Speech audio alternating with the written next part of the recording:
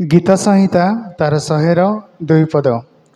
आनंदरे सदाप्रभुंकर सेवा कर, गान करी ताहांक छामको आस।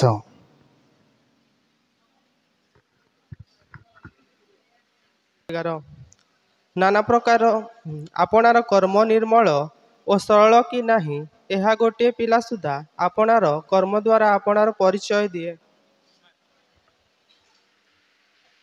उपदेशक 11 पर्वर 9 पद।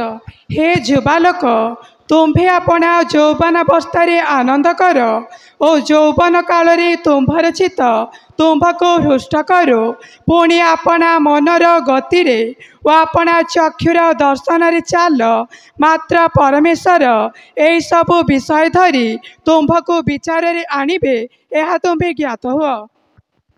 आदि पुस्तक 41 पर्वर 38 पद। तहिरे फारो आपण दास मानकु कहिले, आम्भे माने कि एहांक परी पुरुष आउ पाई परिबा, एहांक ठारे परमेश्वर को आत्मा अछंती। प्रथम सामुएल 16:12 पद। तहिरे से लोक पठाई ताहांको अणाइला, से ईसत रक्तवर्ण और सुनयन और देखिबाकु सुंदर। सेते बेले सदाप्रभु कहले, उठ एहाकु अभिषेक कर, ए सेही लोक। आदि पुस्तक 39 तार 2 पद। मात्र सदाप्रभु जोसेफंकर सहवर्ती थिले, एणु से समृद्ध हेले, आउ से अपना मिश्रीय कर्तार गृहरे बास कले।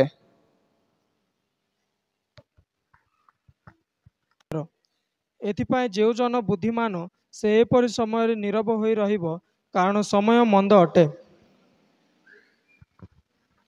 आमोस 5:14 पद। तुम्भे माने जेपरि बंचिबो, एथिपाई मंद चेष्टा न कर, भल चेष्टा कर। तहिरे तुम्भमानंकर वाक्य अनुसारे सदाप्रभु सैन्याधिपति परमेश्वर तुम्भमानंकर सहवर्ती हेबे। हितोपदेश 21:16 पद। जे बुद्धिर पथ छाड़ी भ्रमण करे, से प्रेत मानक सभारे बास करिबो। उपदेशक 12 पर्वर 14 पद।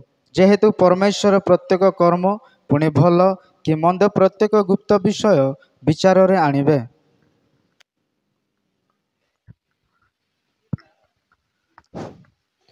निर्बोध लोक सबु कथा विश्वास करे, मात्र चतुर लोक आपणार सबु गति भल करी बुझे।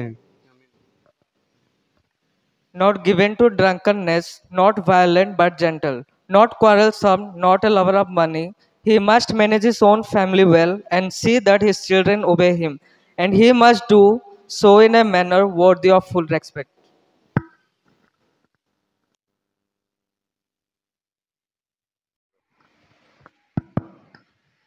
आम मानकर सैन्याधिपति सदाप्रभु परमेश्वर तुमर महत नाम को धन्यवाद देउछि।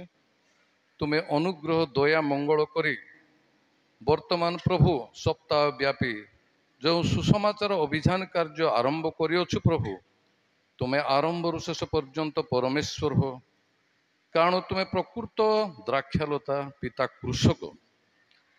हे प्रभु, तुम्हें आमानंकु शाखा स्वरूप करियछु, सेति तुमको धन्यवाद देउछि। वर्तमान ये पर्व पालन अवसर रे जो युवा माने प्रभु तुम सम्मुखरे तुमरी लोक मान सम्मुखरे सुंदर भाव वाक्य पठन करिसंती, से मानको विशेष भाव तुम्हें आशीर्वाद कर, मंगल कर। आज उपासना उपस्थित प्रत्येक को आशीर्वाद कर बोली यीशु नाम मागिले बापा, आमेन।